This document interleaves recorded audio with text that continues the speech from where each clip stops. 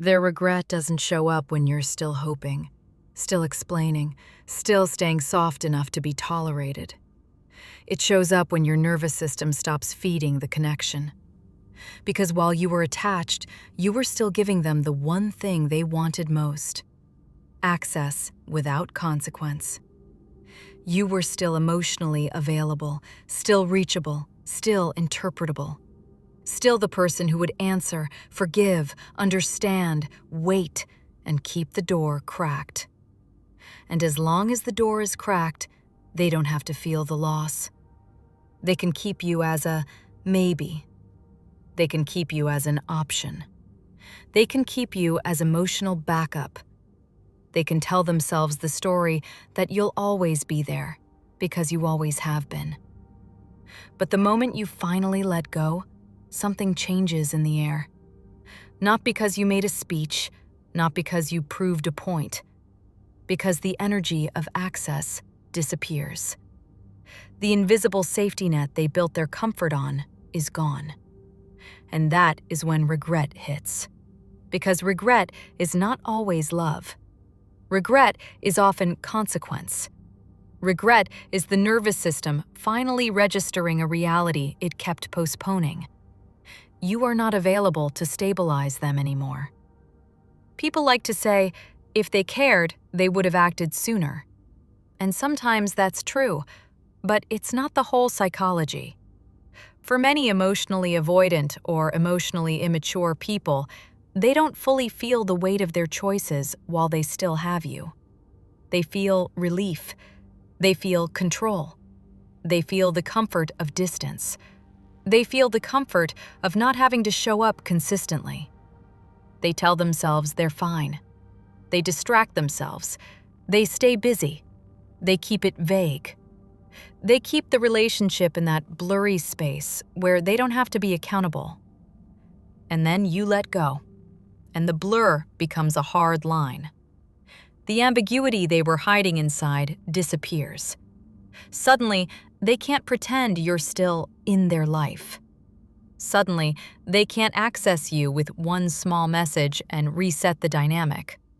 Suddenly, they have to face that the version of you who kept tolerating it is not coming back. And that's when you see the thing that feels almost insulting. They wake up only when you stop hoping. Here's the truth that will stop you from romanticizing it. As long as you are hoping, they do not have to change. Your hope makes the relationship convenient for them. Your hope absorbs the discomfort that should belong to them. Your hope turns their inconsistency into something survivable, because you keep translating it into potential. You keep telling yourself, they're scared, they're not ready, they're overwhelmed, they care, but they can't show it. They just need time. And maybe some of that is true, but while you're translating, they're benefiting. They get to keep you emotionally close without taking the risk of being emotionally brave. They get the warmth of your attachment without the responsibility of your heart. Then you let go, and the benefit disappears. And now, the part of them that avoided responsibility suddenly feels something sharp. The consequence of being the kind of person who only shows up when it's safe. This is why regret often arrives late. Because the late regret is not always, I loved you so deeply. Sometimes it's, I miscalculated. It's, I thought you'd stay. It's, I didn't think you'd actually detach. It's, I didn't realize the access would end. And I know that sounds cold, but it's protective for you to understand it that way. Because if you interpret their late regret as proof of your destiny, you will reopen the door to the same cycle. You will turn their anxiety into your responsibility again. You will confuse their panic with commitment. And panic is not commitment. Panic is a reaction to losing control. Commitment is a decision to show up consistently, even when it's uncomfortable. So why does your letting go trigger them so hard? Because letting go removes the chase. It removes the tension. It removes the ego feed. It removes the proof that they still matter to you. Some people are addicted to being wanted more than they're capable of wanting back. They don't want intimacy. They want evidence of your attachment. Evidence makes them feel powerful. Evidence makes them feel safe. Evidence makes them feel chosen without having to choose you. And when you finally let go, the evidence disappears. Now they have to face themselves without your devotion propping them up.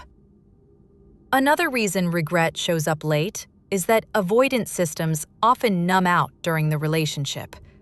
They minimize, they rationalize, they detach to cope. They tell themselves it's not that serious, that they're fine, that they don't need anyone. They can even feel irritated by your closeness because closeness triggers pressure in them. So they pull away and feel relief. Relief feels like, I made the right choice. Then time passes. Your nervous system stops reaching. The pressure disappears, and without pressure, their defenses relax. That's when the feelings they suppressed can finally rise. That's when nostalgia hits. That's when they remember the softness. That's when they remember what you gave. That's when they feel the emptiness. So they call it regret. And it can be real emotion, but again, emotion is not the same as capacity. Someone can genuinely miss you and still be unable to treat you well. Someone can feel regret and still repeat the same pattern the moment they feel secure again. So the real question is not, do they regret it? The real question is, what does their regret produce? Does it produce repair, accountability, consistent effort, changed behavior over time? Or does it produce a message, a surge, a comeback attempt, and then the same disappearance once they feel you're available again? Because the most dangerous version of late regret is the version that only exists to reopen the door, not to rebuild the house. And this is why your letting go is so powerful. Letting go reveals intent. When you're still hoping, they can keep you in limbo. When you let go, they either step up with real change, or they show you that their regret is just discomfort about losing access. Your letting go forces reality to speak. That's why it feels like a switch flips the moment you detach. Suddenly they watch you. Suddenly they like posts. Suddenly they send a soft message. Suddenly they remember you. Suddenly they're thinking about you. And if you're honest, that moment can feel like victory because you finally get confirmation that you mattered. But if you want to protect your future, you have to hold a sharper truth. Your value was never the question. Your value was never the missing piece. The missing piece was their willingness to choose you while you were present, not only when you were gone. Because the pattern you're describing is a pattern of someone who only respects boundaries when they feel them. They don't respond to your pain. They respond to your absence. They don't respond to your words. They respond to your withdrawal of access. That doesn't mean you're powerless. It means the only language that reaches them is consequence. And consequence is not the same as love. Now let's make this personal in the most "this is me" way. If you've ever noticed that they treat you best right when you're about to leave, you've been in a dynamic where your suffering was the price of their attention. They show up when they feel you slipping because they don't want to lose the benefits of you, but they disappear when you're steady because steady means you might want more. So your system learns a devastating lesson. I have to detach to be valued. That lesson is what breaks people. It makes you perform indifference. It makes you play games you don't even want to play. It makes you question your own kindness. And that's why the real healing here is not getting their regret. It's breaking the addiction to needing proof from someone who couldn't love you cleanly. Because even if they regret it, regret is not a relationship. Regret is an emotion. If you build your decisions around their emotion instead of their pattern, you will keep ending up in the same place, hoping, waiting, translating, shrinking. So, what do you do when their regret finally shows up? You don't rush. You don't melt. You don't treat it as the ending you needed. You treat it as a data point. You watch what happens next. Because a person who has real growth doesn't just say, "I miss you." They take responsibility. They name what they did. They repair what they broke. They show consistency that doesn't depend on you being distant. They don't punish you for needing clarity. They don't vanish when things get real. They don't make you pay with anxiety for their presence. And if they can't do that, then their late regret is just late.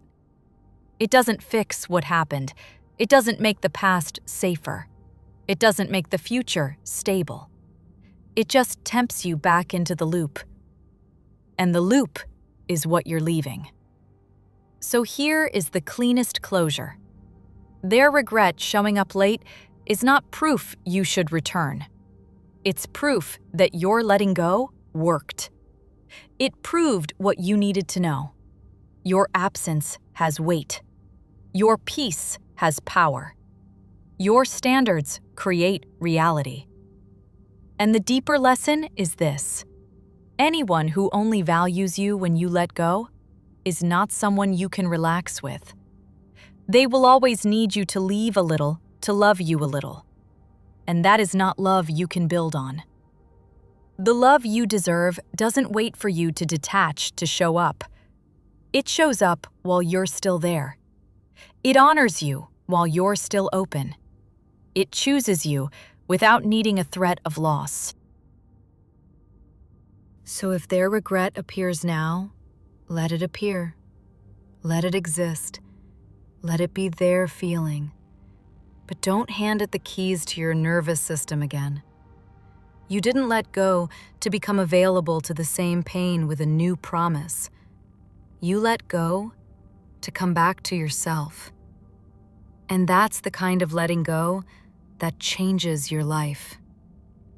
Welcome to Attachment Alchemy Lab. You're safe here.